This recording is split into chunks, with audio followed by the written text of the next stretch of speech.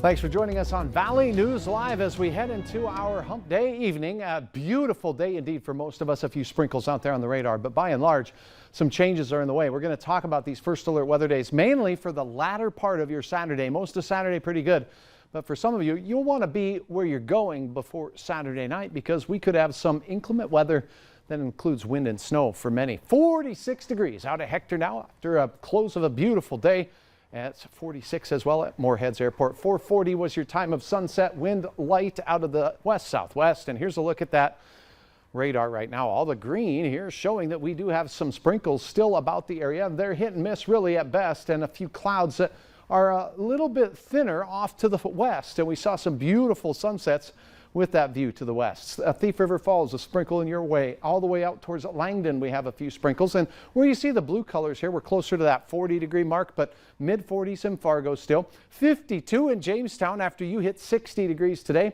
And again, 50 in Oaks at this hour. How about that? 62 down near Aberdeen as that mild weather continues. We'll have hit and miss shower chances through your evening, so don't be surprised if your windshield gets just a little damp, and temperatures will remain warm enough for most of us to see rain showers. Briefly moderate showers possible as we go into the early overnight, then quiet. We may even see some breaks in the clouds briefly, and then towards morning, chance for some patchy dense fog here and there. And we're going to see temperatures near 30 to 35 degrees for many areas to start the day. These temperatures are already warmer than our average highs for this time of the year. And the first portion of our day starts out quiet. So your trip to work, pretty good. Trip to school, pretty good. Midday, still fair. Heading for the drive home, that looks like we could start to see in our western counties the onset of some snow showers. Because they will just be getting started in that drive time home, I don't expect too big of an impact on area roads, but do give yourself extra time and distance between the car in front of you because there could be some slippery spots, particularly up north where our temperatures in the afternoon will only be near 30 degrees. The snow showers will continue into the evening along the boundary between the cold air and the milder air to the south and to the west. All in all, a cooler day for all locations for your Thursday afternoon. 40s still in southeast North Dakota. That's a 20-degree drop. Snow showers most common between the Devil's Lake Basin through the central Red River Valley into Lakes Country. And some of us may see upwards of an inch, maybe a little bit more in places by the time we get to the late night hours. Now let's talk about these first alert weather days, mainly late on Saturday.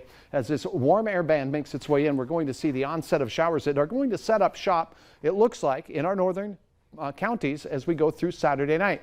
Then the wind picks up and becomes northerly through the overnight hours and into your Sunday morning.